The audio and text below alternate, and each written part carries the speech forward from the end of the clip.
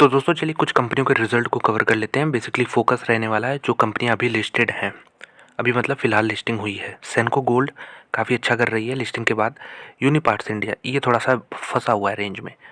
साथ में IRM energy बहुत दिन नहीं हुए इसको तो लिस्ट हुए, तो इनके क्वार्टरली रिजल्ट आ गए, इसे हम देखेंगे। और एक और छोटी कंपनी है ASRL, तो ये है एड शॉप ई रिटेल करके एक कंपनी, बहुत छोटी कंपनी है।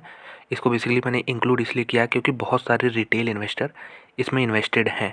तो देखेंगे क्या इसमें वाकई में दम है या फिर ऐसे ही छोटा कंपनी और छोटा शेयर प्राइस देख के लोग एंट्री लेते हैं।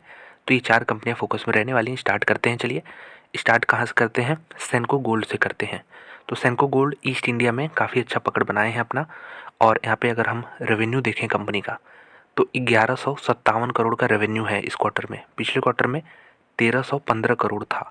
एक साल पहले अगर देखेंगे तो 920 करोड़ था। Year on year massive growth है। क्वार्टर ऑन क्वार्टर डिक्लाइन है, लेकिन क्योंकि सीजनैलिटी फैक्टर होता है इनमें गोल्ड के बिजनेस में, तो यहाँ पे ईयर ऑन ईयर कंपैरिजन हमारा बनता है।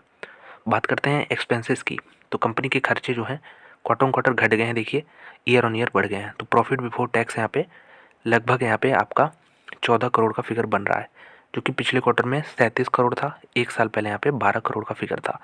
तो ये सारे फिगर हैं, देख सकते हैं ईयर ऑन ईयर 2 करोड़ का ही ग्रोथ है, जबकि रेवेन्यू में बहुत भयंकर यहाँ पे ग्रोथ हुआ था। इसके पीछे का रीजनिंग क्या है कि जो मटेरियल ये कंज्यूम करते हैं, मेनली गोल्ड होगा ये, तो इसका कॉस्ट यहाँ पे प्राइस बढ़ा है पिछले साल के मुकाबले, ये चीज़ है। अब बात करते हैं नेट प्रॉफिट की। नेट प्रॉफिट कितना बन रहा है? 12 करोड़ बन रहा है। पिछले क्वार्टर में कितना था? 28 करोड़ था। एक साल पहले यहाँ पे 8-9 करोड़ हुआ करता था। तो ठीक है, ईयर ऑन ईयर रिजल्ट अच्छे हैं, लेकिन बहुत जितना एक्सपेक्टेशन था मेरे ख्याल से उतने अच्छे नहीं हैं। अब क्वार्टर ऑन क्वार्टर तो घटे ही हैं। ईपीएस देखिएगा अगर कंपनी का, तो 2 रुपये ईपीएस बन रहा है यहाँ पे, जो कि पिछले क्वार्टर में 4 रुपये था। एक साल पहले 1 रुपये 25 पैसे था। तो ज़रूर 75 पैसे बढ़ा है, लेकिन मेरे ख्याल से एक्सपेक्टेशन और कहीं ना कहीं ज़्यादा होगी। अब कल जैसा रिएक्शन देखने को मिलता है, स्टॉक अगर नीचे गिरता है तो मार्केट को रिजल्ट नहीं पसंद आएगा, ऐसा तो हम कंक्लूड कर सकते हैं। लेकिन कल सेंको गोल्ड में तो ये रहा सारा यहाँ पे डेटा आपके सामने। तो अब आते हैं यूनिपार्ट्स इंडिया पे। और सबसे पहले बता दूँ आपको, कंपनी ने 8 रुपये का डिविडेंड देने का फैसला किया है, एंट्रीम डिविडेंड, जो कि एक बड़ा अमाउंट है, लगभग 1% से ज़्यादा है। और ध्यान रहे सेंको गोल्ड अभी हम लोगों ने कवर किया है, उसमें भी कंपनी 1 रुपये का डिविडेंड यहाँ पे देने वाली है, इसको भी आप नोट कर सकते हैं। अब आते हैं यूनिपार्ट्स पे। यहाँ भी सारे फिगर मिलियन में। तो सबसे पहले टोटल इनकम देखें, 295 करोड़ है यहाँ पे। पिछले क्वार्टर में 298 करोड़ था। एक साल पहले जो फिगर था 362 करोड़ था। ईयर ऑन ईयर कंपनी का रेवेन्यू घट गया है, क्वार्टर ऑन क्वार्टर रेवेन्यू घट गया है, दोनों ही साइड में घटा है। ईयर ऑन ईयर ज़्यादा बड़ा यहाँ पे प्रेशर देखने को मिल रहा है। कंपनी के खर्चे जो हैं यहाँ पे ईयर ऑन ईयर तो घटे ज़रूर हैं, लेकिन क्वार्टर ऑन क्वार्टर बढ़ गए हैं थोड़े से, तो ये चिंता की बात है। और यहाँ पे जो प्रॉफिट बिफोर टैक्स बन रहा है, यहाँ पे देख सकते हैं 43 करोड़ का फिगर है। पिछले क्वार्टर में 49 करोड़ था, और एक साल पहले यहाँ पे 70 करोड़ का फिगर था। तो ईयर ऑन ईयर आप खुद देखिए दोस्तों, 27 करोड़ की कमी आई है, जो कि पिछले क्वार्टर में मात्र यहाँ पे पिछले क्वार्टर से अगर कंपैरिजन करें तो 6 करोड़ की कमी आई है। तो कमी आई है दोनों में ही, क्वार्टर ऑन क्वार्टर भी, ईयर ऑन ईयर भी, लेकिन ईयर ऑन ईयर 27 करोड़ की कमी है, ज़्यादा है यहाँ पे।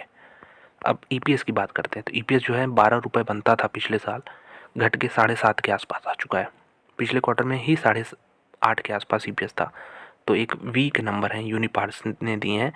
डिविडेंड जरूर 8 रुपये का दे रहे हैं, लेकिन नंबर थोड़ा सा यहाँ पे वीक है यहाँ पे। अब आते हैं यहाँ पे आईआरएम एनर्जी पे। आईआरएम एनर्जी पे यहाँ पे आते हैं। तो सबसे पहले इनकम 240 करोड़ का, पिछले साल जो था ये फिगर 275 करोड़ था। और अभी 3 महीने पहले, एक क्वार्टर पहले यहाँ पे फिगर 249 करोड़ था। तो क्वार्टर ऑन क्वार्टर 9 करोड़ की कमी है। ईयर ऑन ईयर भी 35 करोड़ की कमी है इस कंपनी के रेवेन्यू में। सिमिलर स्टोरी यहाँ भी देखने को मिल रही है। कंपनी के खर्चे घटे हैं year on year, quarter on quarter. Profit before tax दोस्तों 34 करोड़ बन गया है। पिछले क्वार्टर में ये 34 करोड़ ही था लगभग, एक साल पहले 19 करोड़ था।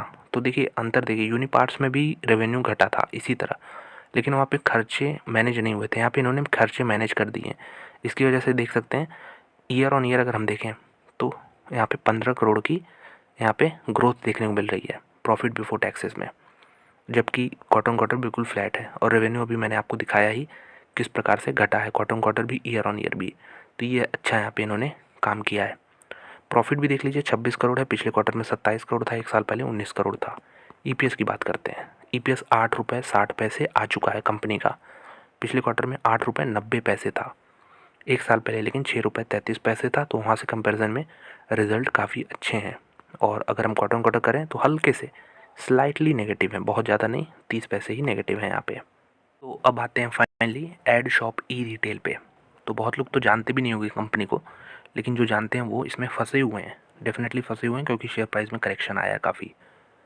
और यहाँ पे देखिए बहुत छोटी कंपनी है वैसे, सारे फिगर लाख में हैं। तो शुरू करते हैं। सबसे पहले टोटल इनकम 40 करोड़ 36 लाख का है। पिछले क्वार्टर में 47 करोड़ 32 लाख था, यानी 7 करोड़ की कमी देखने को मिल रही क्वार्टर ऑन क्वार्टर। एक साल पहले 50 करोड़ 62 लाख था। ईयर ऑन ईयर भी 10 करोड़ की कमी देखने को मिल रही है। तो वो टेबल जो है टर्न हो गया है। पहले जो रेवेन्यू कंटिन्यूसली कंपनी का बढ़ रहा था, अब घटते हुए देखने को मिल रहा है। बात करते हैं खर्चों की, तो कंपनी के खर्चे घटे हैं। इसका इम्पैक्ट क्या हुआ है? Profit before tax 3 crore 13 lakh. तो खुद सोच सकते हैं कितनी छोटी कंपनी है, लेकिन पिछले क्वार्टर में ये 7 करोड़ था, एक साल पहले 8 करोड़ था। तो एक बार फिर से यहाँ पे रिजल्ट काफ़ी पुअर है, काफ़ी वीक नंबर है।